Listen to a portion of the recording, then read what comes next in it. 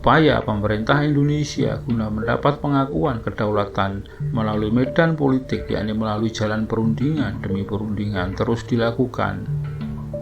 Setelah pihak Indonesia dan Belanda saling tuduh melanggar perjanjian Linggarjati, kedua belah pihak akhirnya bertemu lagi dalam perjanjian Renville.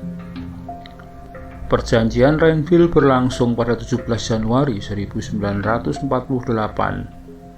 Nama Renville diambil dari nama kapal perang Amerika, USS Renville, tempat diselenggarakannya perjanjian tersebut. Kapal itu sedang bersandar di pelabuhan Jakarta. Hasil dari perjanjian Renville sangat merugikan Indonesia. Salah satunya adalah membuat para pejuang Siliwangi secara menyakitkan harus meninggalkan medan juangnya ke tanah kelahirannya untuk hijrah ke Jawa Tengah. Dan petinggi Republik harus memutar otak meredam kemarahan para pejuangnya yang pemberani ini.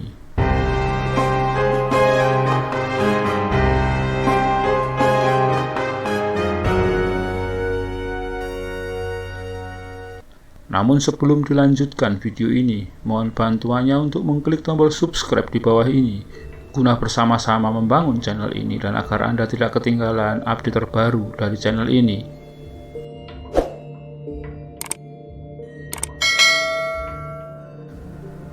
Pasca proklamasi kemerdekaan Indonesia, Belanda meneruskan operasi militernya. Indonesia berusaha menanganinya dengan meminta pertolongan dunia internasional.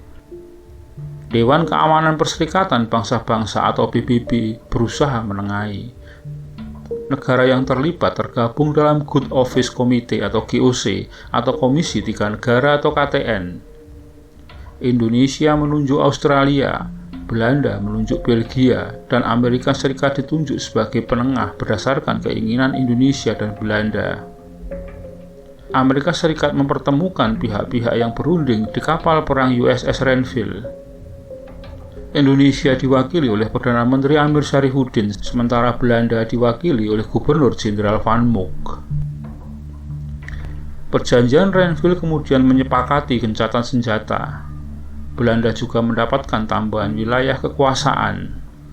Selain itu, kedaulatan Belanda atas Indonesia diakui sampai selesai terbentuknya Republik Indonesia Serikat. Bagi Indonesia, perjanjian Renville hanya memberikan janji referendum di wilayah kekuasaan Belanda di Jawa, Madura, dan Sumatera. Rakyat di wilayah jajahan Belanda dijanjikan boleh memilih bergabung dengan RIS atau membentuk negara sendiri. Dan berikut adalah isi lengkap perjanjian Renville. 1. Pembentukan Republik Indonesia Serikat atau RIS dengan segera. 2. Republik Indonesia merupakan negara bagian dalam RIS atau Republik Indonesia Serikat. 3. Belanda tetap menguasai seluruh Indonesia sebelum RIS terbentuk. 4. Wilayah Republik Indonesia yang diakui Belanda hanya Jawa Tengah, Yogyakarta, dan Sumatera. 5. Wilayah kekuasaan Indonesia dengan Belanda dipisahkan oleh garis demarkasi yang disebut garis Van Mook. 6. Tentara Indonesia ditarik mundur dari daerah-daerah kekuasaan Belanda, yakni Jawa Barat dan Jawa Timur. 7. Akan dibentuk Uni Indonesia Belanda dengan diketuai Ratu Belanda. 8. Akan diadakan plebisit atau semacam referendum atau pemungutan suara untuk menentukan nasib wilayah dalam RIS. 9. Akan diadakan pemilihan umum untuk membentuk Dewan Konstituante RIS. Dampak perjanjian Renville yang merugikan itu membuat wilayah Indonesia semakin sedikit. Belanda menguasai wilayah-wilayah penghasil pangan dan sumber daya alam. Selain itu, wilayah Indonesia terkungkung wilayah yang dikuasai Belanda. Belanda bisa dengan mudah memblokade Indonesia dengan mencegah masuknya distribusi pangan, sandang, dan senjata ke wilayah Indonesia. Mantan Wakil Presiden Adam Malik bahkan menggambarkan kondisi perjanjian Renville itu sangat buruk dan merugikan. Di dalam negeri, situasi politik memanas pasca penandatanganan perjanjian tersebut. Banyak pihak menyatakan penolakannya. Sejumlah partai menarik dukungannya dari pemerintah. Perdana Menteri Amir Syarifuddin mundur dari jabatannya pada 23 Januari 1948. Di sisi lain, setelah perjanjian Renville disepakati, Belanda langsung mendeklarasikan pemerintahan federal di Sumatera, padahal sebagian Sumatera adalah wilayah Indonesia. Kelak, sekalipun Belanda sudah diuntungkan dengan perjanjian Renville, mereka tetap mengingkari perjanjian tersebut. Puncaknya pada 18 Desember 1948, pukul 6, pesawat DC-3 Dakota milik Belanda menerjunkan pasukan dari udara menuju ibu kota Republik Indonesia, Yogyakarta. Serangan Belanda tersebut dikenal sebagai agresi militer Belanda yang kedua. Efek lain yang paling dirasakan Indonesia dari perjanjian tersebut adalah keharusan tentaranya pindah dari wilayah yang mereka kuasai sebelumnya. Ribuan tentara dari divisi Siliwangi harus keluar dari Jawa Barat yang berdasarkan perjanjian tersebut sudah bukan lagi menjadi wilayah Republik Indonesia. Pasukan tersebut harus memindahkan personilnya ke wilayah Jawa Tengah, DIY, dan Jawa Timur. Hijrah pasukan ini dikenal sebagai Long March Divisi Siliwangi. Proses hijrah tersebut sebagian besar dengan berjalan kaki, namun sebagian lain menggunakan kendaraan kereta api. Tentara Siliwangi yang melakukan hijrah dengan kereta api ternyata diam-diam juga disusupi para perusuh dan provokator. Mereka memanfaatkan perasaan kecewa prajurit Siliwangi yang dipaksa untuk meninggalkan kampung halaman mereka tersebut.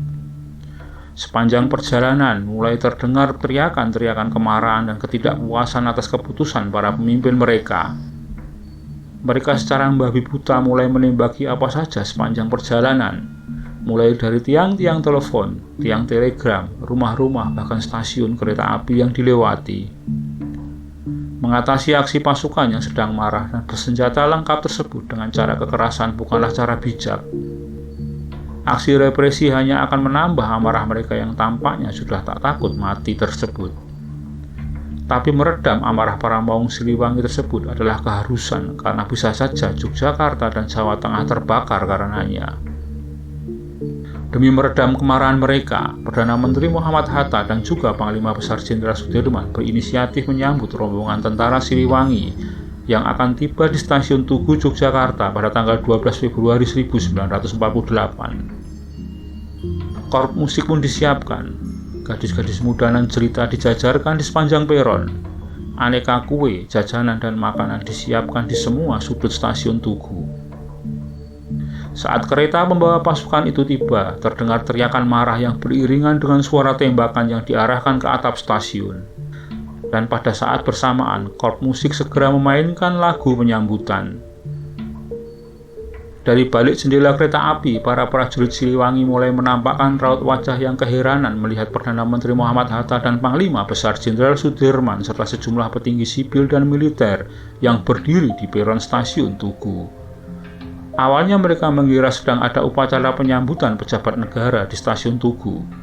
Namun suasana penuh kemarahan yang bercampur dengan keheranan sontak berubah menjadi ceria saat mengetahui bahwa semua upacara penyambutan itu diperuntukkan bagi mereka.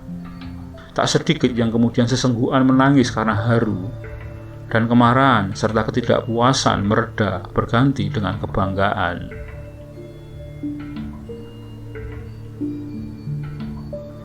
Demikian sekilas peristiwa tentang Long March pasukan Siliwangi, dampak dari perjanjian Renville. Terima kasih Anda telah menyaksikan video ini hingga selesai, semoga bermanfaat. Dan sekali lagi, jika Anda berkenan silahkan klik like, komen, subscribe, dan share untuk teman-teman Anda.